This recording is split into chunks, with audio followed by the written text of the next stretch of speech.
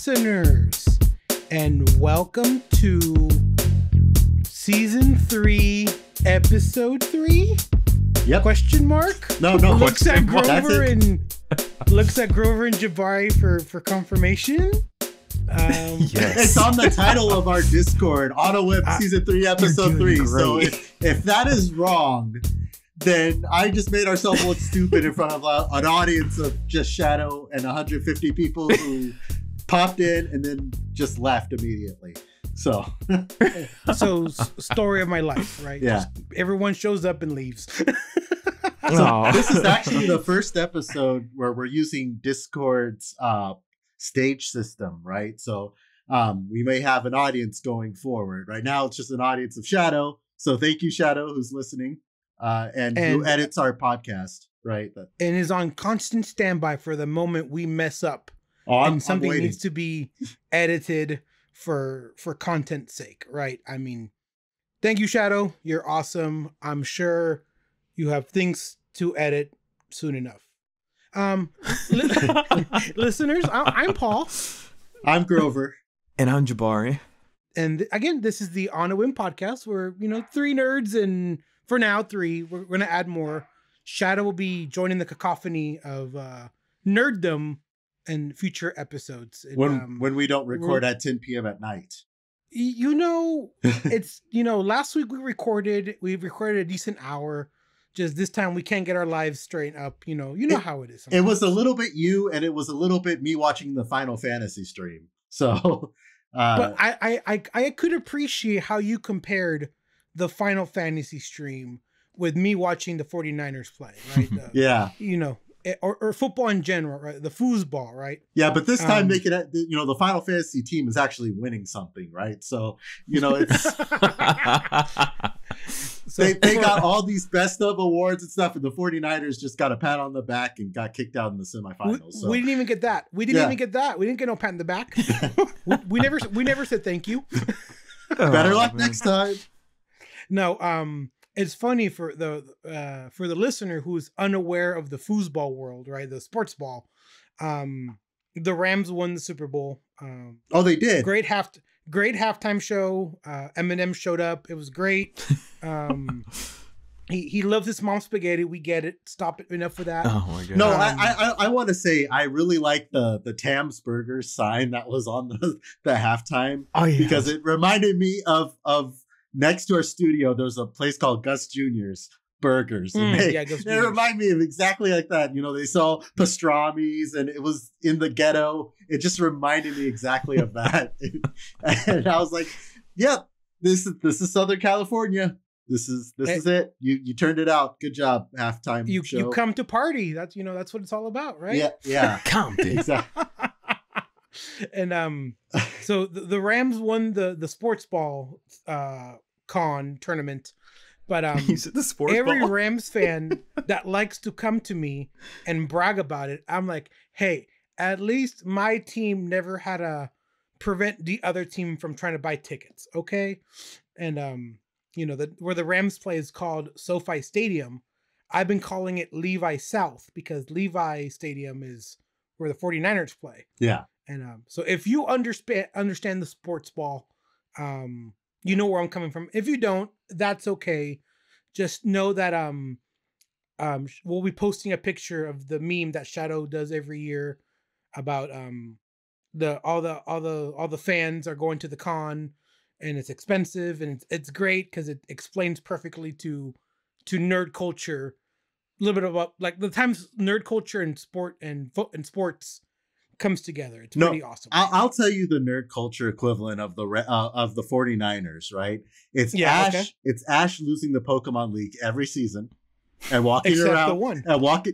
Well, except the Sun and Moon one, but every season up until like a couple seasons ago, he would walk away. He would put his hat down over his head, and he'll play the sad music and says, "Okay, Pikachu, we'll get it next time." and that's the nerd equivalent of the 49ers.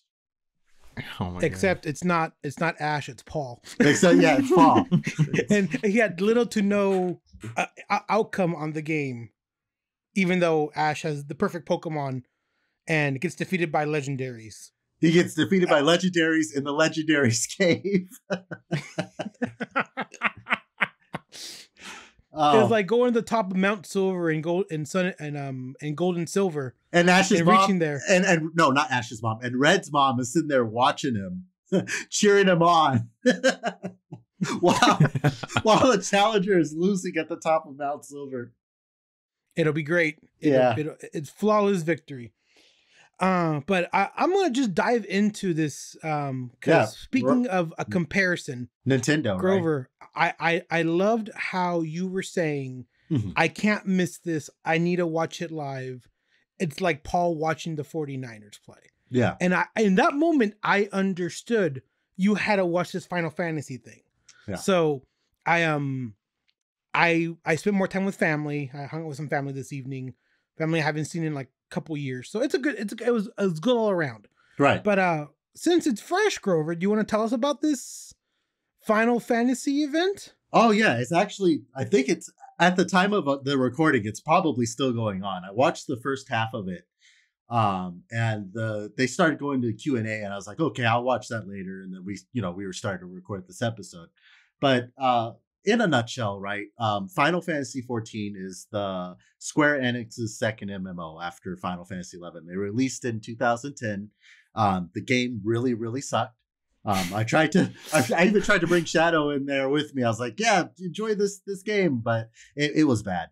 It was so bad that they brought down an in-game meteor on the world, and they're like, you know what? We're gonna rebuild this game from scratch, and fix it up. And they relaunched it in 2013 as A Realm Reborn, and it was a decent success. It was definitely a turnaround. It's the first game of an MMO genre to fail and turn around and become successful. And fast forward about from 2013 to December of last year, they released their expansion called Endwalker, and with Endwalker, it's pretty much the finale of the game. It is your Mass Effect 3, but with an ending that doesn't suck. It is everything that is built up to this moment of 10 years of story and lore, even from the version 1.0 of the game. And why do you wound me like that? Why? Yeah, that cut deep. So it was universally acclaimed. They said it was the best Final Fantasy of 2021. It was this, that, and the other thing. The servers were overflowing. They're making a new data center for players in Australia and Oceania. It is unheard of for a game to be 10 years old, over 10 years old, going on almost 11, 12 years old, and is still still climbing in numbers, and is still this resounding success, right? And in my opinion, I think there's a lot of factors that are contributing to this. Why is Final Fantasy XIV still so popular, right? The first one is Activision Blizzard and World of Warcraft, right? A lot of players are jumping ship from World of Warcraft because, one, they stopped doing a lot of current updates for it when they had the Activision Blizzard drama going down, right? With the harassment and all of that stuff, right? People don't want to do that, right? The biggest streamers from World of Warcraft are hopping over to Final Fantasy XIV, and as pretty much a protest against World of Warcraft. And so Final Fantasy XIV has been seeing big gains in numbers there. And people are using Final Fantasy XIV as a way to kind of play together during the pandemic, right? It's gotten, I feel it's gotten a similar success to Animal Crossing, right? And Animal Crossing took off a lot during 2020 as people use that to play together, right? And in Final Fantasy XIV, players are doing in-game concerts. People are doing these big events, and there's these things called hunts where the whole server goes along and kills these big bad enemies together. And it has this sense of big crowds and stuff that's safe to do, when everybody's playing from home, right? So that's another one. And then the most important one is that Endwalker just has a really damn good story. It is a really damn good finale to the whole game. And I definitely suggest it. If the servers weren't so freaking full and it wasn't taking like 20 minutes to log in at sometimes, I would be, suggesting it to everybody who listens because it's just a really great game. Yeah. I knew it reached peak hype when we were eating at All You Can Eat Sushi, and Matthew Estrada, our friend of ours, involved in the studio. It's like, yeah, guys, I started playing Final Fantasy, and like I think I had a piece of sushi just drop from my mouth. Like, it's a what? Like, because to me, I'm a filthy casual. Yeah. In comparison to how intense you guys go into Final Fantasy raids and planning. Yeah. I think we've shared this before, but I remember we were back in college. Was it College Grover? Garuda? Yeah, it was during 1.0. During that tumultuous period, there's this boss called Garuda. And I think, and this, because the game was so glitchy and stuff, you had to look at the little mini map to see where the enemy moved before the graphics loaded in. Otherwise, you were dead. And that time, we had gotten her to like 25% health. Like, we're gonna beat it, guys. We got it. And the white mage disconnected. And the white mage, for those who don't know, that's the healer. The healer disconnected. And we're like, no, wipe, rip, wipe. And I'm like, guys, I'm done. And I called up Paul, or I messaged him on AIM or Skype, whatever it was at the time, right? And I said, you want to go to IHOP? And Paul, without missing a beat, you lost to Garuda. Paul has no idea who Garuda is. Never played Final Fantasy. You lost to Garuda again, didn't you? And I'm like, yeah. So we called it Depression IHOP. I would just go Depression IHOP. Yep. I would just go and Grover, how's your day? And I'm sitting there eating my chicken and waffles. Yep. But so just for context, real quick. That was 10 years ago. That was 10 years ago. Jabari, do you have any moments like that where you're like, like things you were so involved in, like to that level and degree? I mean, each time I go out for audition and I don't get it, I'm just like, damn it, there goes that money, and that was such a great part, and I loved that role. But other than that, I'm pretty casual with a lot of different things. We're filthy casuals together. Yeah. Got it. Yeah, but in the context you were bringing up, Matt, right? Matt, he doesn't pay for subscriptions. He's always been like free to play. I think the only subscription he pays for is the Nintendo Switch Online, right? And we'll definitely get to that discussion a little bit later. But he doesn't pay for subscription. So when he played, he said, "Oh yeah, me and my girlfriend would play Final Fantasy." I was just like, okay, I'm holding in my excitement. And then our mutual friend, he's like, okay, you need to join Hyperion. You need to do this. You need to do that. And I was like, no, this is how you chase people away from the game. Don't do that. Because Final Fantasy 14 players have this big thing of like, you guys got to play the critically acclaimed MMO Final Fantasy 14. It's got a free trial up to level 60 in the first expansion. And it's become a running meme because of how good it is and how far people can play for free, right? So, it was, it has become this resounding success because of all that. And you had asked a little bit about the talk that happened today. They announced for the first time earlier today, at least at the day this was recorded, that they're updating the graphics. They're overhauling a lot of the graphics. They're pretty much remastering their own game while it's still live. So over the next couple of years, they're going to be redoing the grass textures and making things feel a little bit more alive, redoing the lighting in the game. And they showed some preview pictures of it, and it just looks amazing. And, again, to still have this, and they're still supporting consoles all the way back to the PS4, and still updating these textures. It just shows how committed they are to this game, right? Props to Square Enix. the Final Fantasy 14 team is a team that really cares about their players and their player base, and really treats them with a lot of respect. And definitely feels like you're getting your money's worth when you play that game. And I think it comes from a pay to play model, right? You're paying a subscription. You have a team of dedicated people, which is kind of how I feel the opposite about a game like GTA Online, right? Where it's all free, right? But it feels like, Rockstar, and by extension 2K, treat the player with contempt.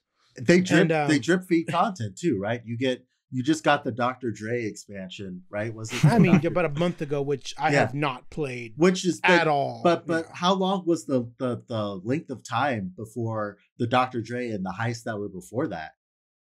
So before the Dr. Dre content, we had like street racing, maybe about 6 months before that, and then 6 months before that was the Cayo Perico heist, which is the bee's knees. I mean, if you want to make money in that game, but it's not about GT Online. It's about, friendship, how the power of friendship. I'm sorry. Okay, heart of the cards, easy there. All right, yeah. It's about. I can appreciate what you said. The gamer feels like they're getting their money's worth, right? Exactly. And there's love and there's devotion that comes from that. Yeah. And there is no price of marketing on that. Jabari can back me up on this one, right? If your players love the game and you nurture that, it's going to build this amazing community. Mm-hmm. Not toxic one, because I've heard Final Fantasy can pretty toxic. Grover's brought up about his leading the clans back in season 2. Yeah, and then I talked about meta gaming in the previous season episode, right? And Final Fantasy really gets into meta if you do end game stuff, and it's just that's not my vibe. Yeah, it's not your vibe anymore. Well, yeah, true. And also, but you kind of aged out of it. Yeah, but they also have this balance between Final Fantasy's also got one of the most supportive, wholesome communities that I know, right? Yoshi, in this earlier broadcast, he had mentioned that, hey guys, instead of needing 3.5 months per update per big update, we're going to need 4 months. And the comments were overwhelming. Take the amount of time you need. We understand. We love what you're doing. Get your team needs rest. It's very. You wouldn't hear that if Grand Theft Auto said something like that. You would hear very toxic comments, right? So, no, you get that anyways. I mean, that's like default in the GT Online community, right? Mm-hmm.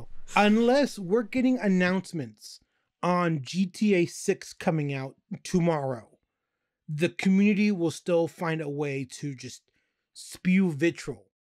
Yeah. But, yeah. Jabari's like, can't confirm.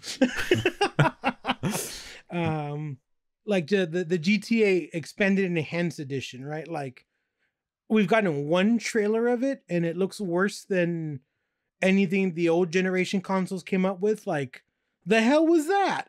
I mean, so it's refreshing to hear from a community, just an outpouring of support, and just it's pure. It's what gaming, I think, was all meant to be about, right? Exactly. We can all come together, go kick this inanimate object's ass. Oh, it's not inanimate. It is not inanimate. Well, it's not. Have died many a times. Virtual. Like, virtual, I think, is what you're talking about. But it's not like a GTA person where I'm facing an actual person, right? Well, like, they do have PvP modes. There is PvP modes in Final Fantasy for sure. No, but like, well, I'm saying in GTA Online, I can just be minding my own damn business, and then you get killed. And some little snotball named Jabari comes over and whacks me out of the air because he likes to grief people. I don't know. I'm just messing. Yeah, no, they get out of your ball. They don't have that now. And then that would force me into this little private sandbox that I only play with select friends and some family members. Right. I mean, I would love to just enter a lobby of GT Online and be encountered with overwhelming support, right? Yeah. It's us against the police or criminals. or whatever. Or the civilians. Yeah, exactly. The civilian. Hey, those civilians shoot back sometimes. Or gets the mob. I don't know. Hey, I bought the mob at that point in the game. Like, I'm so far along, right? Oh no. Is there a way you can do that? So like in GT Online, once you figure out how to make money, like the Cayo Perico heist, you can just do that endlessly. Yeah. And come up with hundreds of real dollars worth of in-game money, right? Correct. Yeah. Is there a way to do that in Final Fantasy? Can you just grind and get what you need done for free? Yes and no. So the yes part I'll go with the no part. The no part is the new content. The new content is always gated. Like you can only it'll be the equivalent of you can only do the heist like once a week, right? But the heist would be like 4 parts, right? And this would be the raid is 4 parts, and you get a piece of gear each week to where you can get yourself strong enough to where you can take the final boss of that raid, right? And every Tuesday it would reset to where you can challenge it again. But every now it's gonna be 4 months. Every 4 months there'll be a new raid that spawns, and the old raid becomes unlocked to where you can do it as much as you want. So all the old raids you can do endlessly, and then the newest raid is time gated. That way they kind of can control how fast people are getting geared up, and can control the economy a little bit, if that makes sense. Unlike in GT Online, where you can buy a flying motorcycle using real money and own the noobs se. They have cash shops, but it's only for aesthetics. Like you get like mounts, but the mounts you don't become strong. You can't pay to become stronger. There's no pay to win. Got it. Yeah, it's just I make my character look like Cloud from Final Fantasy VII. Then you pay. Or you could buy his motorcycle, but you just have his motorcycle. It just goes as fast as a chocobo or anything like that. But yeah. So. This Stranger of Paradise, this is new review of the Stranger of Paradise, or? Oh yeah. So Chaos! there's this new Final Fantasy. It's a single player game. We're completely changing topics, but it's called Stranger of Paradise Final Fantasy Origin. It's coming out on it's coming out in a couple of months, I believe. For PS4, PS5, Xbox One, Xbox Series X, The PS4 is still a thing? What? Oh yeah. Got rid of it. Absolutely. Well, I mean, Sony even they ramped up their production of PS4s because they can't get the parts to produce a PS5. Oh, that makes me sad. Yeah, but Xbox, they're being smart about it. They're ramping up production of the Xbox Series S. It's not as strong as the X, but they're selling those like hotcakes because of the Game Pass, right? Anyway, more fuel for the Game Pass. That's what I always say. Yeah, that's yeah. Well, we'll talk about that when we talk about Nintendo for sure. So the first trailer for Stranger of Paradise came out, and it's a retelling of Final Fantasy 1. And with Final Fantasy 1, it's about a time loop where this guy becomes the bad guy, and he takes over and he becomes the bad guy, and then there's a new set of heroes that have to stop them. So Stranger of Paradise takes place in one of these loops, and this guy, his name is Jack. Yeah, he doesn't get any more generic than that. He goes up and he's like, I have to kill Chaos. And then he just, in the trailer, a million times, he's like, where are you going? I'm going to the Shrine of Chaos.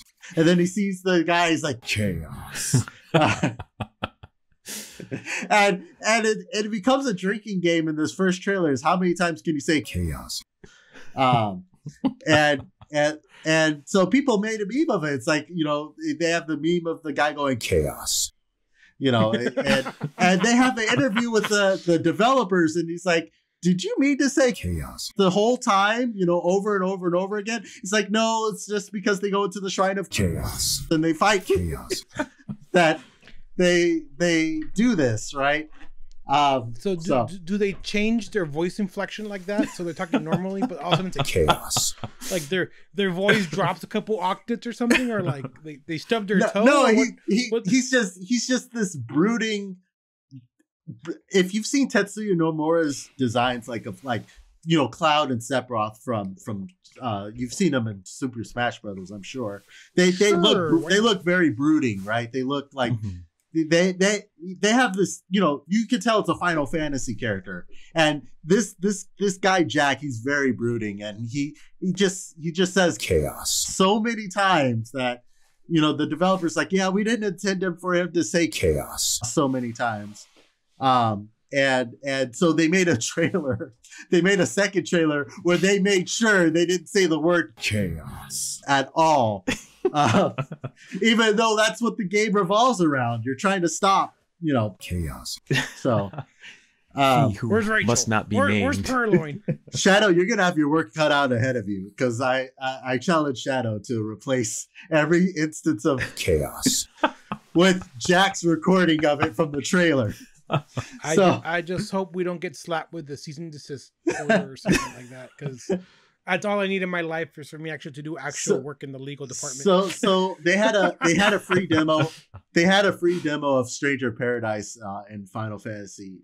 They for PS5, and me and my brother played through it. And even he was like, "Why are they saying chaos so much?" But he loved the game. I had to knock it down to easy because apparently I suck at playing PlayStation. Yeah, because it was chaotic. That's what we'll blame it on. The chaos. Blame it on chaos. Wink, wink, hint, hint. I got you, Grover. No worries. Yeah. Oh, I'm so sorry, Shadoe. You're gonna have fun with that one. I was playing Far Cry 6 that Grover got me for a birthday gift, I believe. Yeah.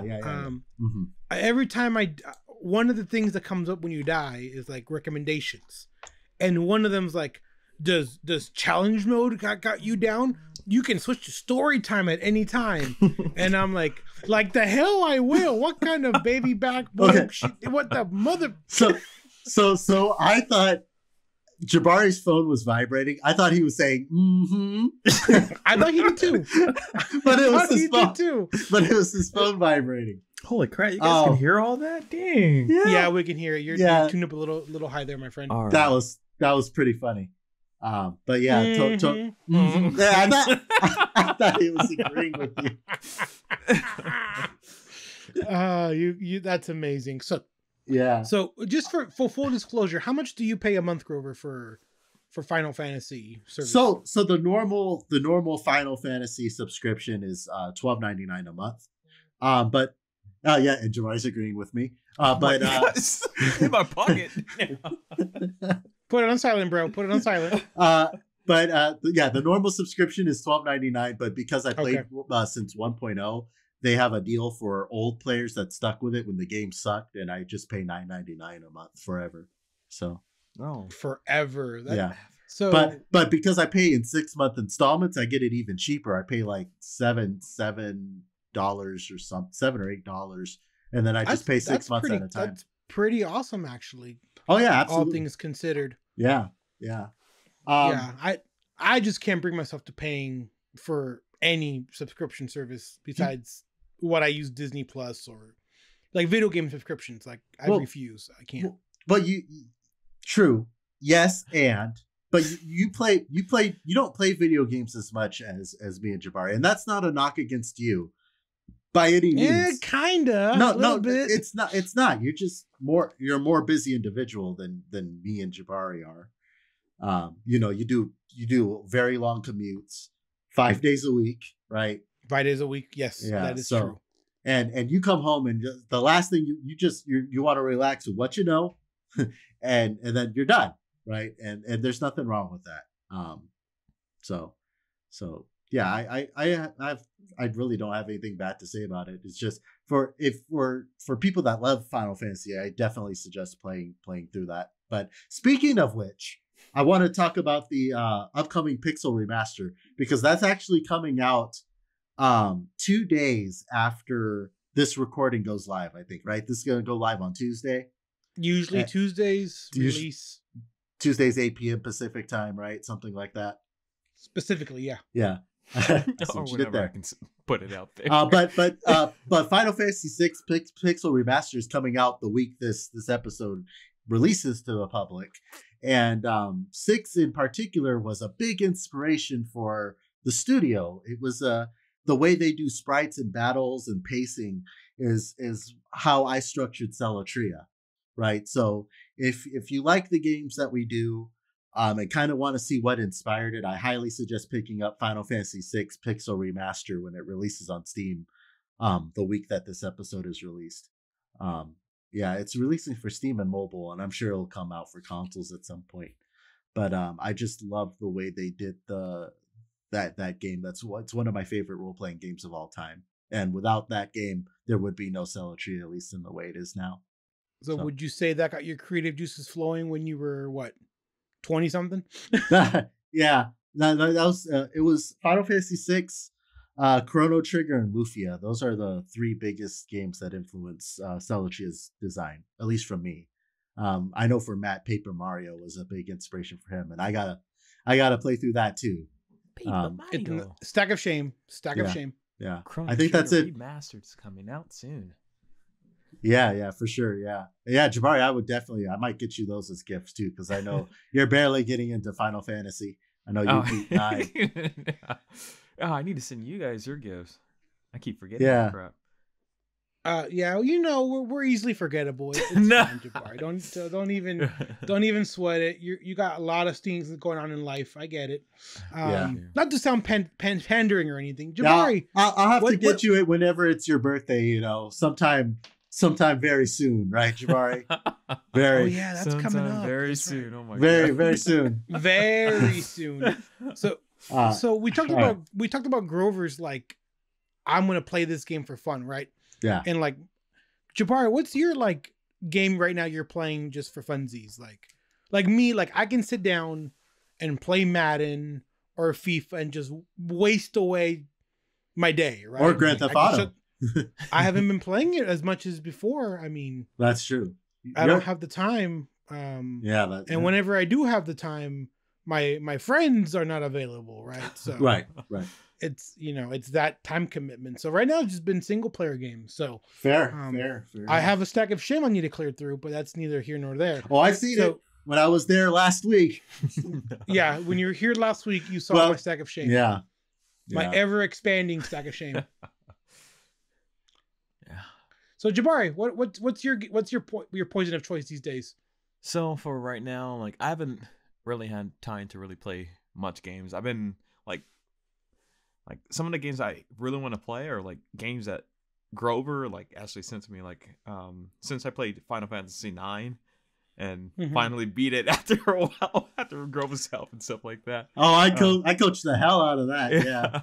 I wanted to move on to the next one, but I haven't had the time. But one game that I have been occasionally casually playing consistently is League of Legends.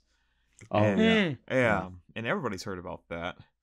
And it's super toxic as hell, but I don't know the challenge of Get good, scrub. Yeah, the strategy kind of thing. Yeah, it's addicting to me.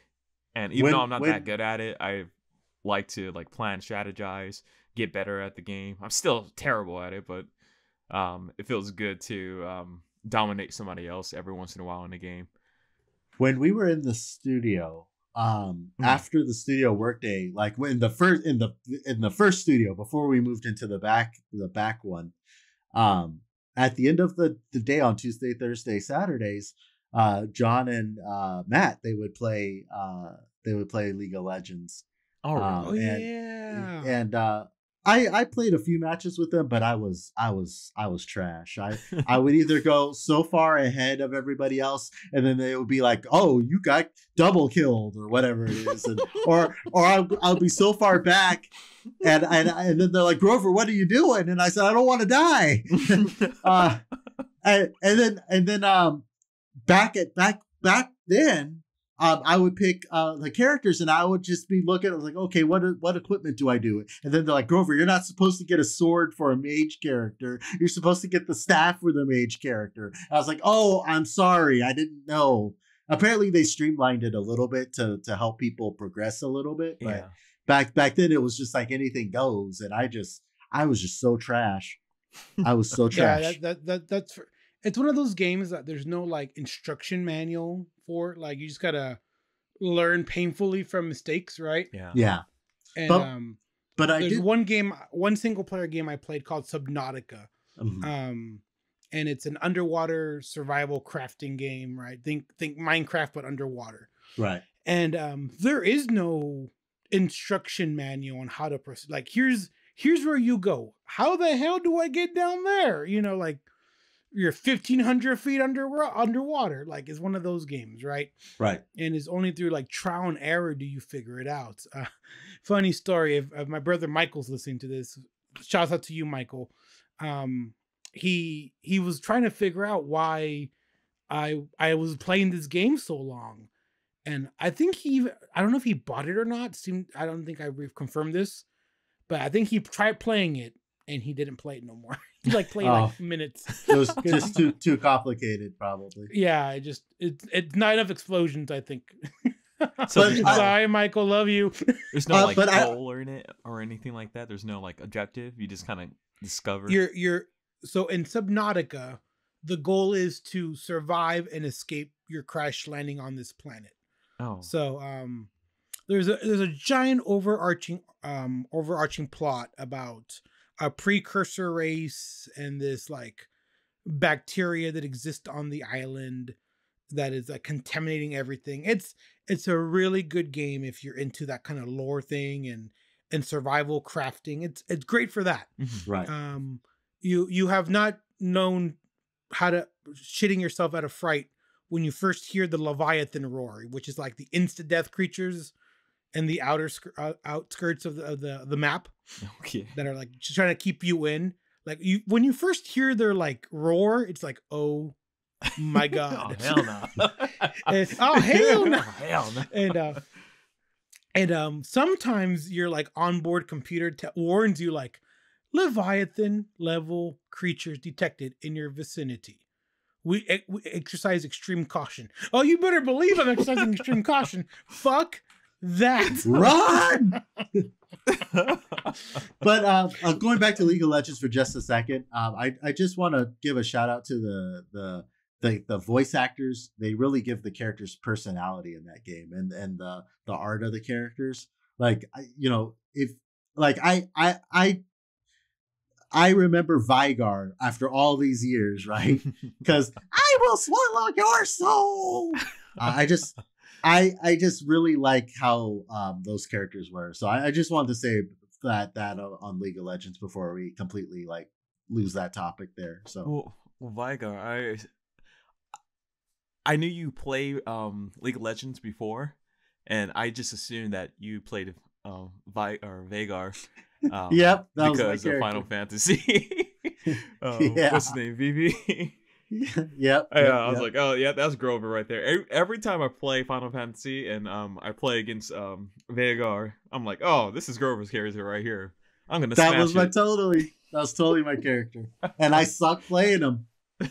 But yeah, sorry about that. I just wanted to say that piece there. Oh no, it's good. Like, have you guys seen? You guys have Netflix? Yes, unfortunately. Do we have what now? Fortune. Oh, Netflix. Oh, Netflix. Yeah. Yeah. League of Legends came out with their own animated series called The Arcane, and it's freaking amazing. If you like, with League of Legends, like I really was just playing it because friends are like, "Hey, let's play." I'm like, "Okay, I'll try it out." But then, if you look deeper into it, like you see all the lore and stuff with each character, and then it makes you more attached to that character. Like I played this character named Gnosis, and he's just like a Egyptian like jackal dog creature, and I looked into like the lore of it and the history of what he had and why he got to where he is and such. And I was just like, this is freaking amazing. And then they came out with the Netflix show, The Arcane, and it's exploring each of the characters. I don't know how many characters or champions are in the game, but they're exploring like a number of them. So when I was watching their Netflix show, although I don't really know too much of everybody's stories, I'm just like, oh, I see this character in there. Wow, this is great. Like they're going the right way with it, and I'm hoping that they create even more, and it looks like they will. But shoot, yeah, the stories in there is just amazing. That's really what's keeping me drawn into this game for so long.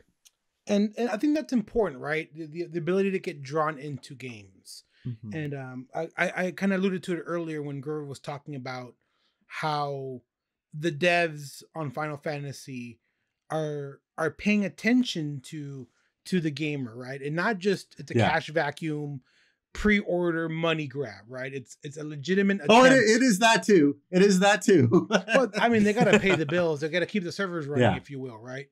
Yeah, absolutely. So, I mean, so we come to that delicate impasse of, how do you balance game development while balancing gamer needs and demands, right? I mean, when GTA 6, right? I said it earlier in this episode, and Elder Scrolls 6, right? That's been in development for who knows how long. Development hell, right? But I mean, that's just a Salatria. Well, I mean, okay. To your credit, Grover, Salatria, as you've said on this podcast, on the record, you didn't know what you were doing. The first 4 years. Okay, so before it was unconfirmed which of the years was the ones you were struggling with. Okay, for the first 4 years, right? And then after that, you're only as much as a one-man shop, but you don't know how to do art. You can't, just getting the communication tools and all these other things in that place. didn't even exist yet. Yeah. Yeah, exactly. So how can we, we built the plane as we flew it, if you will, right? If you want to call that a plane. If you call that flying, it's falling with style, okay? It's gliding through the air somehow. Right. So just on fire. Just take that right, brothers. You win again, Gravity. We only realize we're dying and sinking once we realize, hey, we're in the air. We're in the air. Oh yeah, when we first took off, like what people like this, the look of horror and amazement on Grover's face when we first sold it on itch.io. I mean, that's that's like watching your puppy chew up your socks. I mean, you're like, you can't be mad, but like, you're like, why? Yeah. Yeah. So to that end, Grover, maybe you can speak a little on this, right? Sure. when we're at a booth, let's say it's a Level Up or GameCon or one of those, and just you get fielded questions like, well, can you add this? And can you add that? I mean, we're beyond the point of adding things to the game. We're trying to just end it, right? We're just trying to get it released for right? both Salatry and Smellberries. Yeah. And we're actually going to be missing that this year. They just announced the indie game developers at Level Up Expo, and yeah, I got some direct messages earlier today, and I made a PSA to the Whim Indie Discord, and I said, hey, we're not going to be at Level Up Expo, but we really needed that feedback, right? Right. There's some things. We're not going to be there because of Omicron first and foremost. But so wishing all the people at Level Up Expo the best, and hopefully we'll be there next year when things are a little bit better. Right. But to answer your question, there's some things. There's a line, right? You have to evaluate if everybody's having trouble with something or people don't like something. You don't have to take their suggestions at face value. But you do have to see that if they're all reaching this problem, what can you do to make that problem a little bit? What can you do to address that problem? If you ask Jabari, get good scrub. No. I'm very as a game developer, I'm very against the just get good, because if like hundreds of players are having that problem, right? Then it's not a matter of get good. It's a matter of we explained something incorrectly. I got 2 examples of this actually.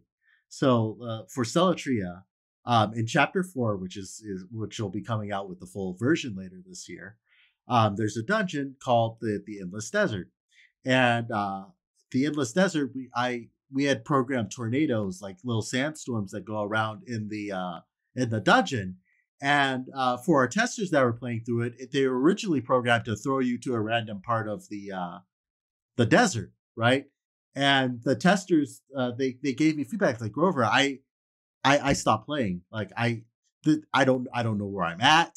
There's no marker. And every time I hit this thing by accident, I'm thrown to a completely different part of the map. You know, I either need a mini map to know where I'm going or what, right? And I was like, okay, you know, I'm seeing the problem a mile away that people would probably quit at this dungeon. So I ended up changing it to where every time you zone between a different part of the desert, right, when it fades to black and fades to another part of the desert, right, when you're going to a different room, so to say, it takes a snapshot of that position of the player, and anytime you get hit by a tornado, you get thrown back to that exact zone line, if you will, that snapshot, so that the player will always be like, oh, okay, I was here. You know, they kind of have a semblance of where to go. But I didn't take anybody's feedback in terms of like how I should improve it. But I did get their feedback of like, hey, this dungeon is really annoying as hell. How are we going to how am I going to play through this? This isn't fun, right? Mm-hmm. So that's how I address that. That's for Lucia. In Spellbearers, right? And Paul, I know you've seen this firsthand. Unfortunately, yes. With the Harlagon, the first boss, a lot of players were getting very frustrated that they couldn't damage it. They didn't know, like, I'm shooting it, it's not taking damage. What's going on? And so minor spoiler alert, if you're playing Spellbearers, if you played the demo, the only way you can damage the hat is by setting it on fire. You have to use the flamethrower. And me and the director, Jaren, we have kind of a disagreement on this, right? To me, I think that if I was the pure game designer and director of the game, I would have had maybe the hat take less damage if you're shooting it. But he is very steadfast on like, okay, it has to only be able to be damaged by the flamethrower, right? So the compromise that we came up with me and Jaren is that we increase the amount of flamethrowers that appear on the field during that phase, so that the player kind of gets the hint, oh, hey, you have to damage this, right? So that's kind of the path we took with that. But it's not always a good idea to take the player's suggestion at face value. If you give the player exactly what they want every time, then it becomes too predictable, because the players are not, in the end, they're not game designers, right? They're players. But it's important to understand why they're frustrated. They should always be having a fun time. That's my philosophy. Even if it's difficult, they should always be having fun. Are there any notable examples, Jabari, Grover, of when a game gave gamers exactly what they wanted and it backfired? Ooh. And they gave exactly what they wanted and people didn't like it. Ooh. Like I can think of one while your brain's loading. So the yearly releases of Call of Duty, right? Yeah. I remember Ghosts was one of them that was universally, it was just a re-release, it's a reskin, whatever you want to call it. Yeah. And I remember that was one of the ones that just didn't do as well as any of the other Call of Duties before it.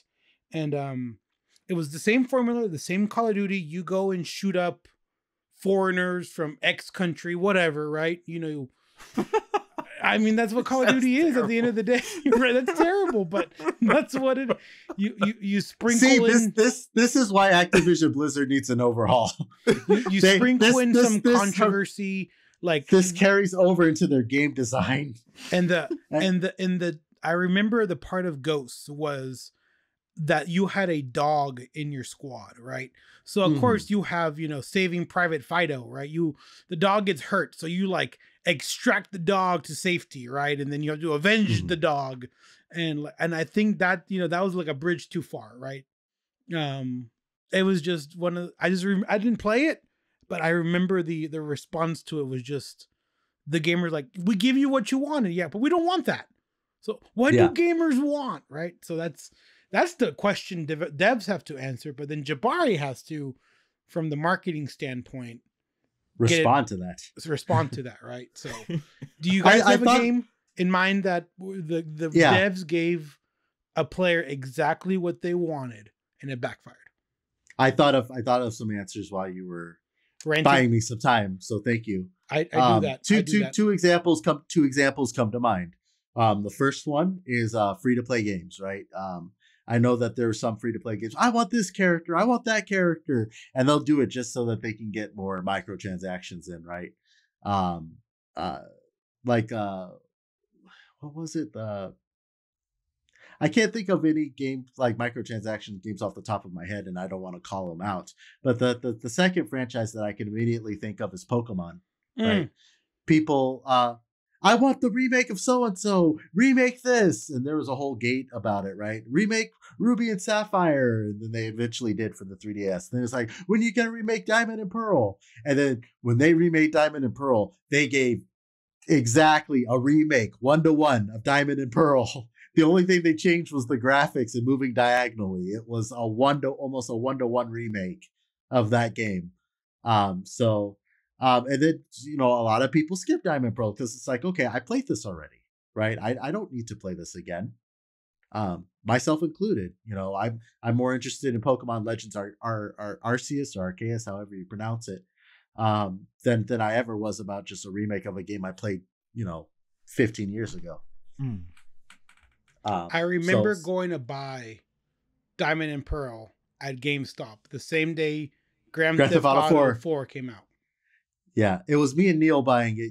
You and Matt already had it. Yeah, that's true. But I was there to try and kind of get back into Pokemon, and it's like, here, you have you want to get Grand Theft Auto? Show me your ID. I said, no, man, I'm here to get Pokemon. Pokemons.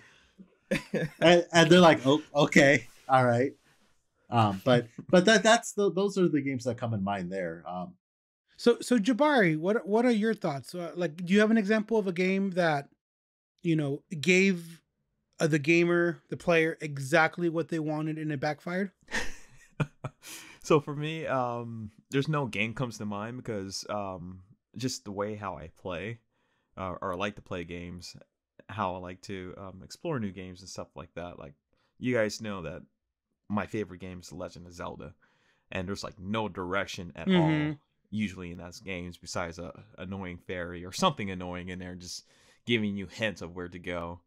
So most games that I play, like, I'm going into it raw and I know nothing about it. I step into a game and I'm just like, all right, this button does this button is making me, I'm doing like backflips and stuff like that. I'm like, okay, this is how you shoot, and then I'm good to go. That is go. That's how I played games at E3. Rest in peace. I would just go into the demo, and they're like, "Do you want to know how to play this game?" Nope. Just let me go. Yeah. So like, just let me learn. I don't really get influenced by other people, like what they want and such. Like, there's nothing that I really want in a game. I'm just happy to be playing the game. Like, there's some games that I really love, like, of course, like I mentioned, The Legend of Zelda. If they make another game, I'm like, great, fantastic. Can't wait to see what it is. There's no recommendations I want to give to them or things that I want them to change or what games or what I want their games to look like at all or look similar to. I'm just like, go ahead, create it how you envision it, and I'll play it, and it would be great to me. It's always usually great to me. And that's just how I play like every single game. I'm just in explorer mode, and like I hear like other people. Occasionally I see other people's comments like, "Oh, I wish they had this. I wish they had this," but I'm just like, well, it's not like that. This is how it is. Play the game, enjoy it. It's not good. You know what, Jabari? I feel like you're personally attacking me for Mass Effect 3. No. Grover took a shot at me earlier with Mass Effect 3. And I feel convicted when you're talking to me about that, because essentially you're telling me, man up or equivalent, right? Play the damn game, enjoy the fact you're having fun. Right? Yes. That's how games work, Paul. Yes. The fact that I still am bitter about this ending, and I am a 31-year-old man with grown people responsibilities. Oh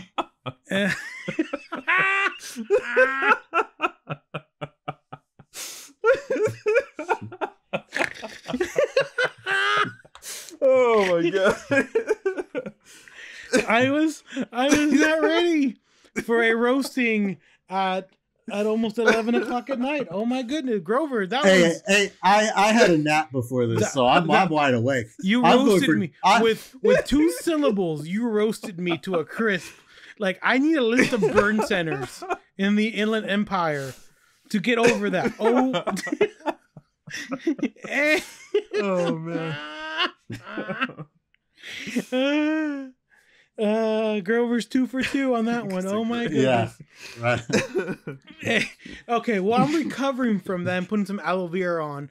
Grover, what would you say is a gamer's like a demand that goes like a bridge too far? Like, what's something like you've seen and you're like there's no way they can make that work. That's not gonna happen. Good luck. Yes, I got it. Okay, hit me. When they do a remaster of the game and people are like, "Oh, I wanted a full-blown remake," I'm like, "What? They don't have the budget for this, right?" There's a lot of games like they announced Chrono Cross is coming to Switch and PS4, and it was a critically acclaimed game from 2001, and they even threw in it was like an add-on, a text only game that bridged the 2 games together, right? It was never released on a console ever, right? And they added it in there. I'm jumping up and down for joy during this Nintendo Direct, right? Hearing about Chrono Cross, right? And the comments are like, "Oh, this is a lazy port. It should have just been a remake." And I'm like, no, this game has like 40 characters. It's got like 30 endings. You can't remake all this from scratch.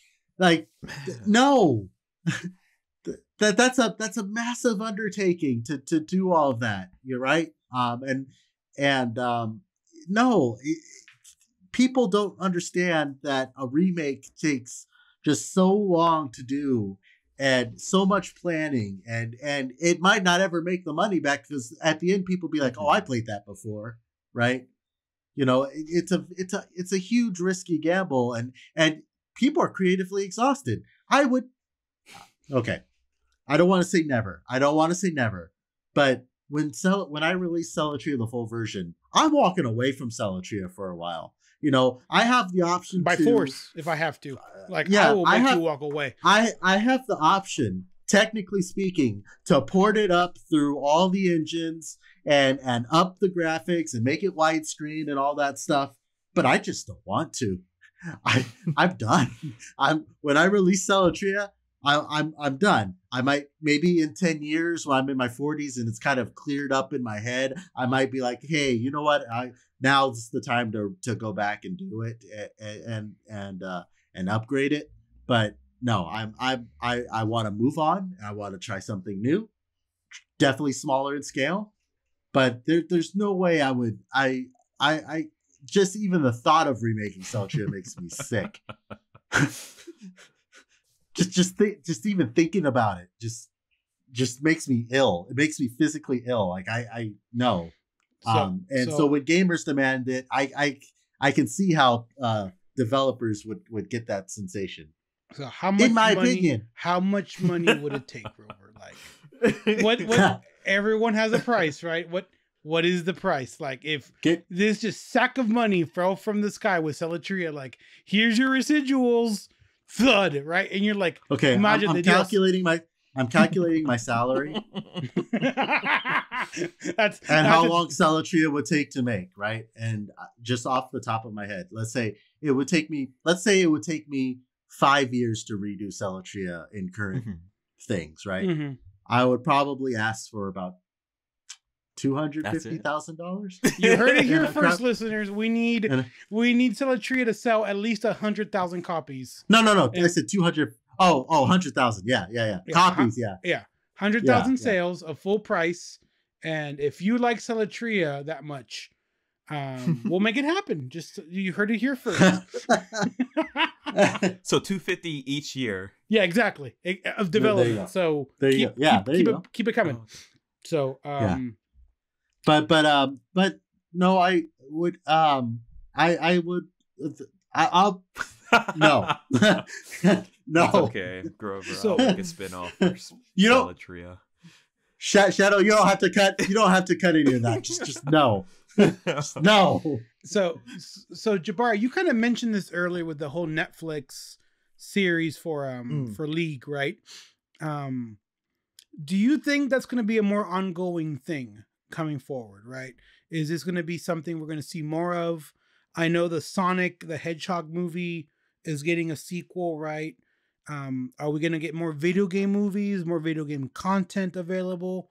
Because let's be honest, gentlemen, video game movies and TV series don't have the best track record these days. You know what I mean?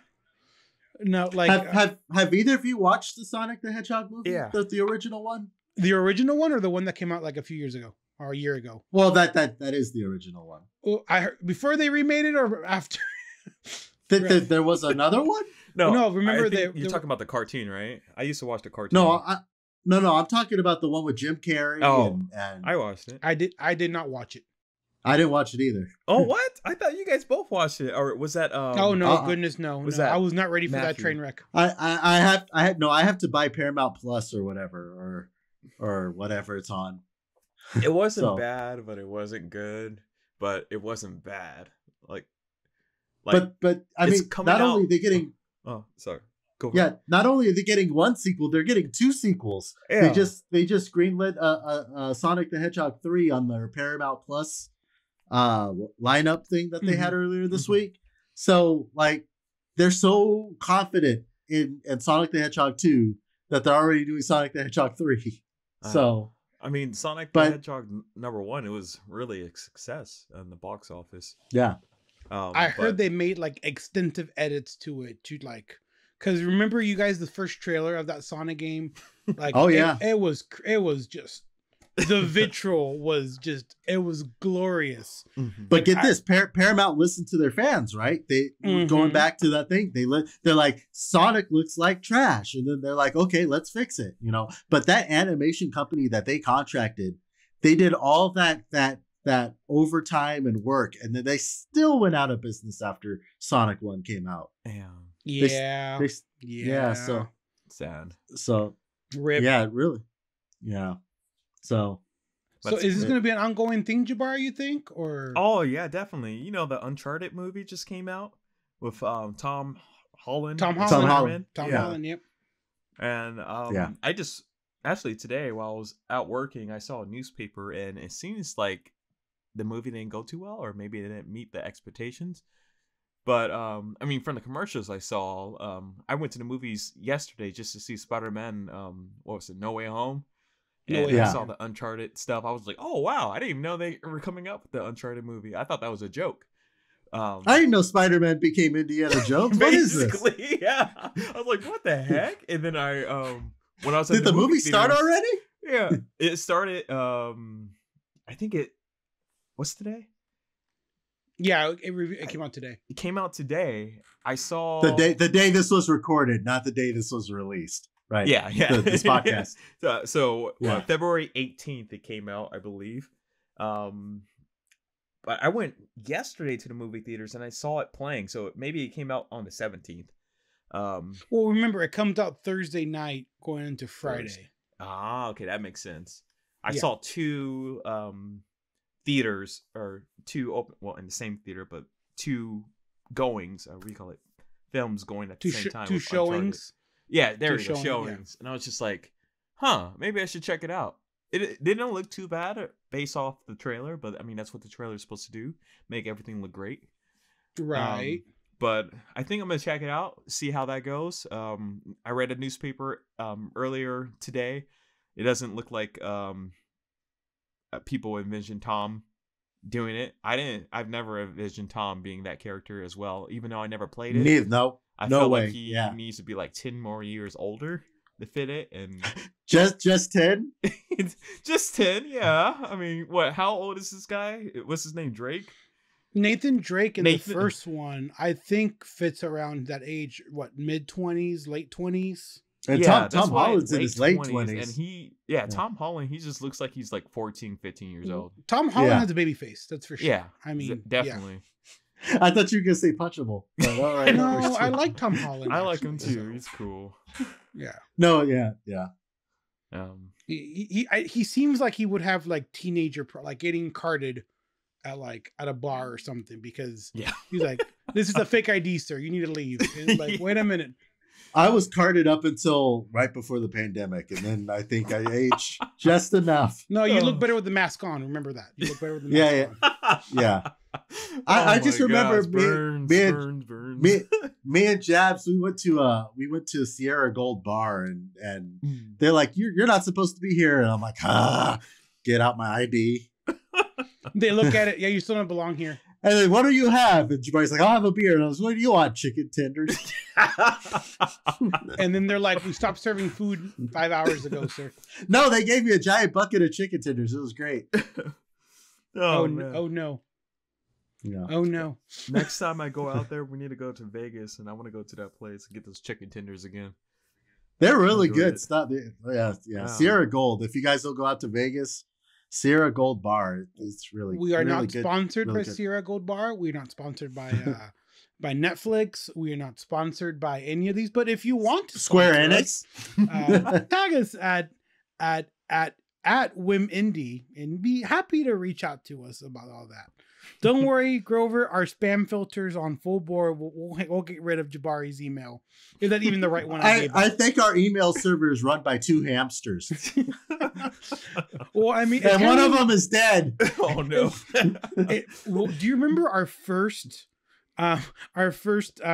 email service where you can fill up an inbox? Like we had like 1 megabyte of space. I feel like we've come a long way, and if listener, you're still listening, you've come a long way in listening to episode 3 of the On a Whim podcast. Grover, where can they follow us at? What social media handles and where? At Whim Indie on Twitter, Instagram, Facebook. You join our Discord, discord.gg/WhimIndie. Because we're verified. We are a verified server. And then we also have, Wishlist our games, Celotria, and Spellbearers on Steam. Please do that. Your support for these games is what funds this podcast. So please do that. And Paul being made well done. That's what sponsored this podcast. That's what sponsored today's podcast. Grover roasting me over an open fire. Okay. Again. And that we're here all week. So so that's been episode 3, y'all. Any parting words, Jabs? Oh man, I was just thinking about the girls at what's it called, Sierra Gold Sierra. That's not really parting words, but okay, I should stop. There's one part of every episode where I'm like, I need to. Jabari gets that 1,000-yard stare, but instead of just staring at blanks, he's staring at women, be it podcasters, Twitch women, or women at the Sierra Gold Bar in Southwest Las Vegas. And in the background, all you hear is Fortunate Son. My number is 90. Ta-da.